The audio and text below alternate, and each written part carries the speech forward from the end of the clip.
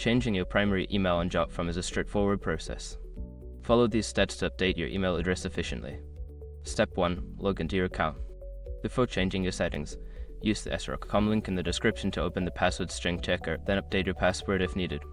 Step 2. Go to Account Settings. Once logged in, click on your profile icon or username in the top right corner. From the drop-down menu, select Settings to navigate to your account settings. Step 3. Access Email Settings. In the Account Settings menu, look for the Email section. Click on it to view your current primary email address and other related options. Step 4. Update your primary email. In the Email settings, you will see an option to change your primary email. Enter your new email address in the provided field and ensure it is typed correctly. Step 5. Save changes.